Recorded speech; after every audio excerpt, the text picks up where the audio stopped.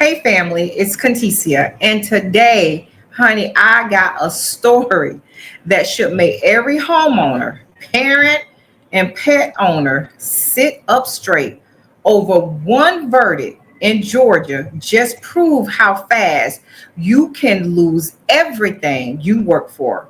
Your home, your savings, your retirement, all gone in seconds. And here's the kicker, is something that most people never think about until it's too late.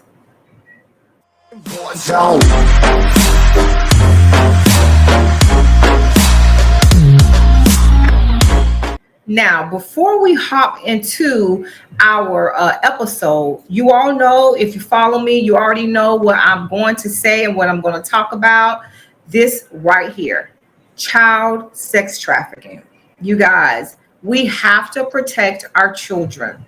Please, if you see something, say something. You see something suspicious, you see something out of order, you have to say something because we have to protect our children.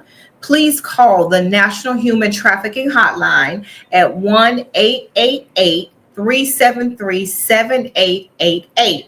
Listen, now one of the things something that I want y'all to understand when I talk about child sex trafficking, my children are adults, right? So I no longer have children, like small children that can be heavily influenced. But what I have nieces, I have nephews.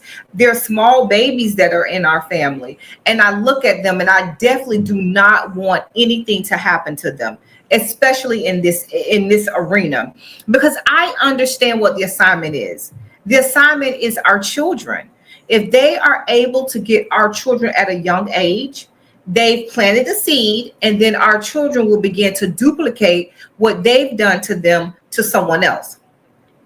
This is why we have to be diligent. We have to understand what the assignment is with this. All right.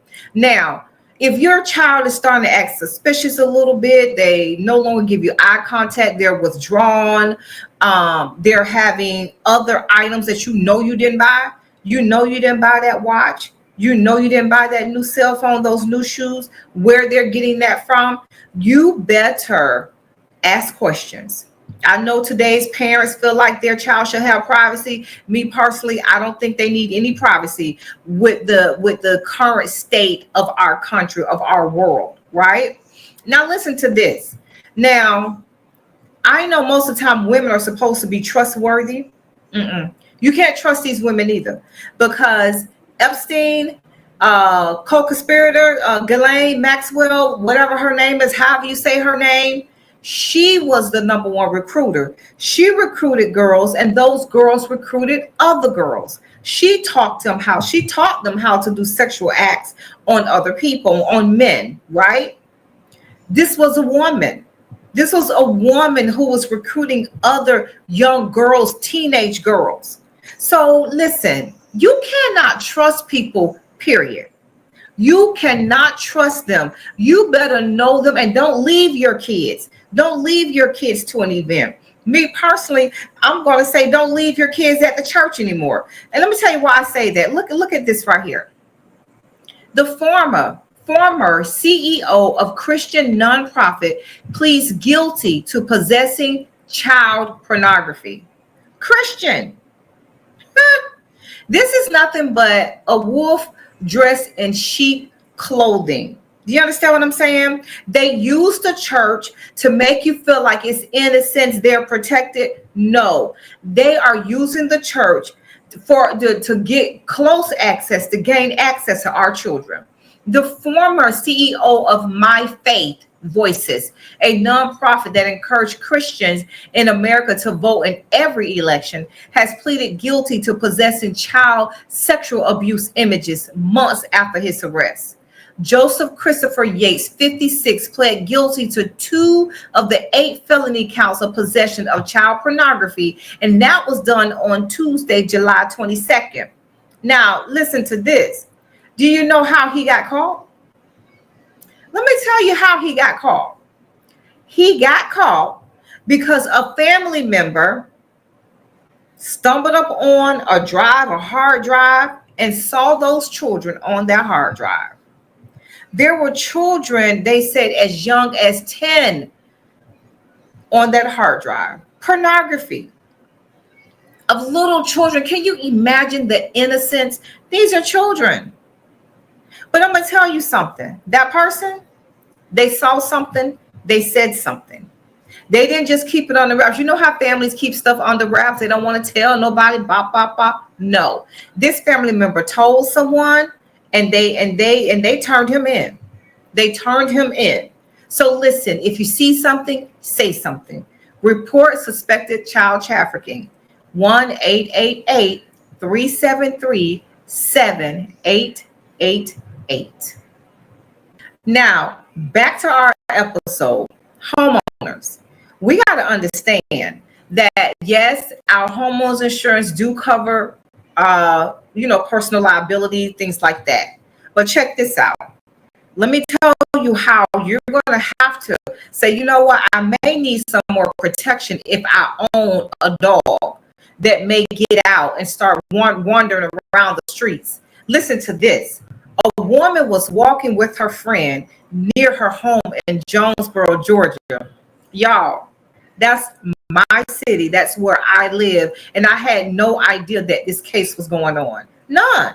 I live in Jonesboro, Georgia. And I'm like, huh? When did this take place? I'm just now seeing this article because just now the verdict has come down, right? Her friend, they was just walking, more than likely exercising. And this is when a 130-pound Mastiff, whatever type of dog that is, I guess that's one of those big dogs, ran up, knocked her to the ground, and bit her hand and her thigh and other areas. That sounds bad, right? Well, it gets worse. She ended up in the hospital for 6 days with lacerations, infections. She got infections from that dog. She had her hip was injured, thigh injury, and then she also wound up with nerve damage. But even after that, later, she developed drop foot, which caused her to fall and break her leg. She took the case to court, and guess what, y'all? First of all, the insurance company, her homeowners insurance company, they did not settle. They thought this is something that they could win in court, right? So they didn't do a settlement with her. No settlement, no nothing. Let's take this to the jury. Big mistake. I'm telling you all of the trend that I'm seeing. Now these juries are beginning to award people some big money. They are starting to award them some big money. Let me just show you what drew me to this article. Here it is right here. A nuclear verdict in Georgia. Dog bite case signals concerning trend.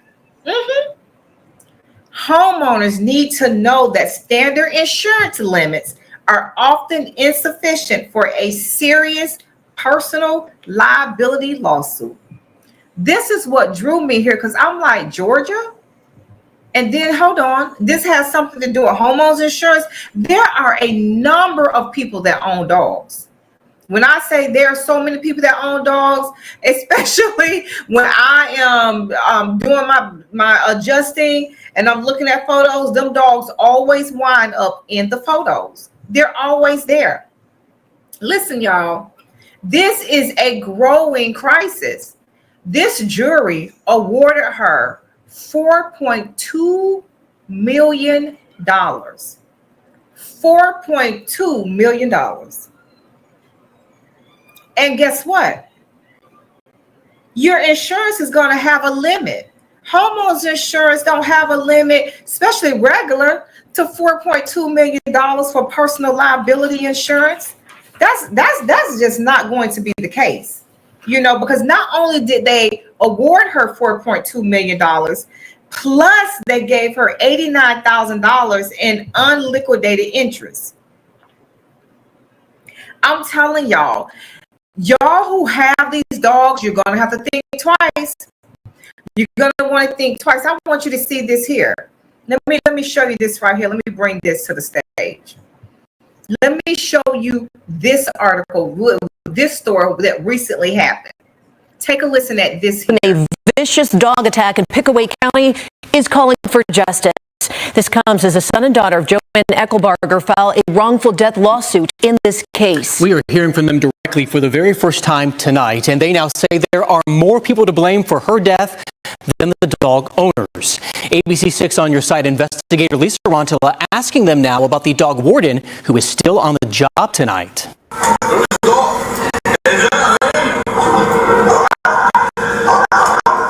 Police called to the home of a woman terrified of dogs. Asheville police find 73-year-old grandmother Joanne Eckelbarger last October. She was attacked and dismembered by her neighbor's loose pit bulls. She did not deserve this.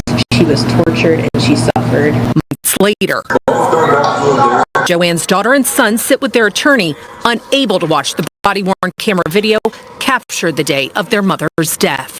That's just a reminder of what happened that day. Just, you know, it's awful. It's reckless. I feel like they were gambling with a lot of people's lives that day, and she was the one that paid the price. Dog owners Adam Withers and his mother Susan were convicted last month of involuntary manslaughter. This case involves the most vicious and savage dog mauling in the history of the state of Ohio and perhaps beyond.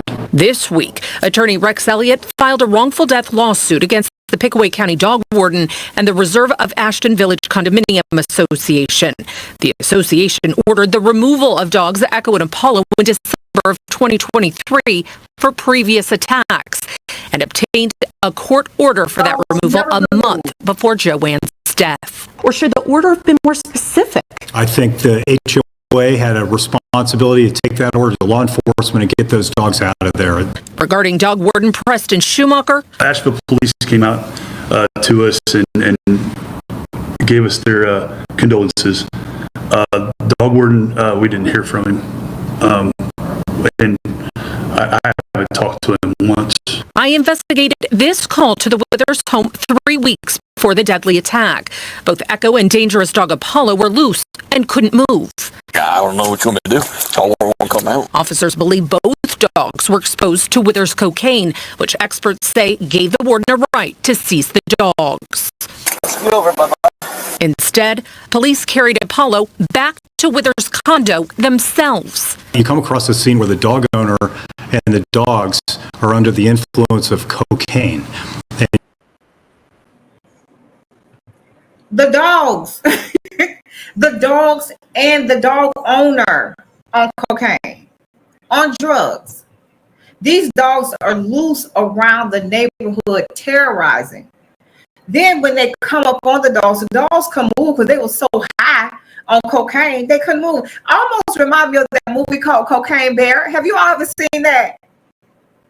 I laughed at that movie so hard. Me and my mama laughed. My mom was suffering with dementia before she passed, and I would put on the movie after I get off from work, and I would put on Cocaine Bear. And she was watching it, and when those little tiny bears was playing that cocaine, my mom was like, I'm like, okay. So she know a dementia person that was in stage 4 was like, no, that's not right. So you know that as homeowners, you guys are going to have to be more responsible with what you're doing. I want to show you something else. Let me show you another video how these dogs mauled another person to death. Take a look at this. These people are coming with these lawsuits after you are homeowners. They're coming for you. That nonprofit response. I'm Lauren Halifax. Casey Pet Project says it was her own dogs that were terrorizing the neighborhood for 2 years before and after the attack. A Fox 4 investigation reveals her dogs even posed a danger to law enforcement. Fox 4's investigative reporter Malik Jackson joins us in the studio now with stunning developments in a case that grabbed headlines around the world. Malik? Yes, it did, Lauren. And of course, we want to be sensitive because at the end of the day, a man lost his life. But it is also important that the reporting of this lawsuit and of this woman who filed it, Holly Lane, that is accurate as well. KC Pet Project's general counsel making it clear that for 2 years, it's the dogs of Lane and the ones in her home that have been a problem. At one point, even cornering KCPD officers. Here is the video of a vicious dog mauling from November of 2024. A gang of pit bulls owned by John Tebow attacked and killed Chris Culbertson. A woman by the name of Holly Lane ran to help and in the process was bitten. Now Lane is suing KC Pet Project, saying, quote, prior to November 2nd, 2024, KC Pet Project had received multiple complaints from residents that various pit bulls in the neighborhood had escaped their enclosures. Documentation dating back to January of 2023 shows otherwise. We can confirm that those dogs that we were looking for in 2023 and that were subject of the directed patrol were German Shepherds from the household of Holly Lane. The calls range from a woman scared after these dogs that were living in Lane's home had roamed freely for months, even attacking her dogs, and that she was scared for children getting off the bus after school. Even after the attack, the police were called again. The dogs so aggressive, the police didn't feel comfortable getting out of their car. And on that day, the person who responded to police as the owner of the dogs. Yeah. Now she's the owner of the dogs. She got bit by her own dogs. And then now she's filing a lawsuit after these dogs, these pit bulls, these gang of pit bulls mauled this guy. Let me tell you, in our neighborhood about a year or two ago, there were a gang of dogs. It was two pit bulls. It was another dog. I don't know what kind it was, but it also was a Chihuahua. And let me tell you who was the gang leader. It was that Chihuahua. Yes, it was the Chihuahua that was leading the gang. Now, let me tell you something. There's a reality check here for homeowner. Now, here's the part most people miss. Most homeowner insurance only covers $300,000 to $500,000 for personal liability. In a case like this, that money is gone in the blink of an eye. And once those limits are gone, guess what's on the line? Your bank account, your retirement savings, even your home. Even your home. So what I'm saying, I was thinking to myself and saying, you know, I know a lot of people with dogs. One of my friends' husband just got one of those big dogs. I forgot what it's called, a cane corso or something. Those dogs look vicious, okay? I even saw a recent video of a guy with a cane corso. It was on social media. It was a cane corso. He had him in the pet store. That dog was so out of control. That dog would have bit him if he didn't have a muzzle on him. I'm telling you guys, you're going to have to be careful. And if you know people who have these vicious dogs, and I'll give you another example. My mother dog, she always have it in a gate. Two streets over, my cousin had two pit bulls. Her pit bulls got out and somehow come all the way to my mother's home, get in my mother's gate. They jumped the fence and attacked my mama's dog. And my mom dog had to fight those dogs off. Let me tell you something about Charlie. Charlie was a fight. He wasn't a pit bull. We don't know what Charlie was, okay? Charlie was a straight up, stray mutt, whatever you want to call him. But Charlie defended his territory. Charlie fought off both of those pit bulls. But my mother did not take it further. Now, my cousin had to pay for Charlie's pain and suffering, going to the doctor. But let me tell you, those pit bulls was tore up from Charlie. Charlie fought those dogs off. They left more banged up than Charlie, but Charlie still had to go to the vet. She agreed to pay for the vet bill, but you see what happens? What if those dogs would have attacked a child?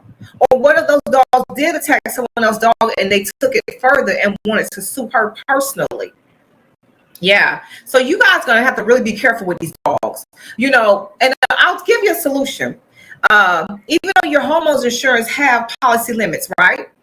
You can also get what they call umbrella insurance. That's where, you know, something, it's an umbrella insurance. It's insurance policy that pretty much comes in handy.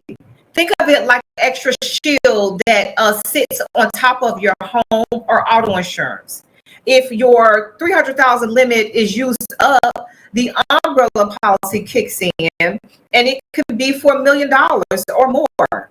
Here's the wild thing. It's affordable. I'm talking about a couple of $100s a year for $1 million coverage. Yeah. Everyday risk, people, they forget. Dog bites aren't the only thing that these policies can cover. Teen drivers that stay in your home, someone slipping or on your icy driveway, a guest come and get hurt on your property. You know how you have parties come over and someone get hurt on your property? The first thing they're going to do is sue your homeowner's insurance. And what if their medical bill is more than the policy limit? This is when this umbrella policy will kick in for you. And just imagine if someone leaves your home and get in an accident, and you could be held liable, saying that pretty much you served them too much alcohol there. This is something that you want to really think about, homeowners, or even automobiles owner. If you don't have a home, you have a dog, you can still pick up an umbrella policy, a personal liability policy that can help in the case of these things happening. Some people live in apartments with dogs. All kind of things happen. And let me tell you something, one accident, one bad day, it can change everything. It can change everything. So I tell you this, I will say, call your insurance agent, ask about an umbrella policy, at least $1 million of coverage. Don't wait until you're the next headline, because definitely it can happen. It did happen right here in my own area. I had no idea that it actually happened in this area until this article comes out, because the verdict just came out. So she has injuries that she's suffering, but at the same time, now she's gotten money to where she can help out. Maybe she can go back to work. She wound up with drop foot, falling and breaking her leg and everything. That's a problem. So ask your agent about it. All right, that's my episode today. I just want to bring that to your attention. And remember, if it rains, it can flood. Even if you're not in a flood zone, protect your home and your wallet with flood insurance. All right, family, listen, insurance isn't about fear. It's more about preparation. The right coverage means you can keep your peace, your home, and your future intact. Don't wait until you wish you had it. You probably want to research it and get it now.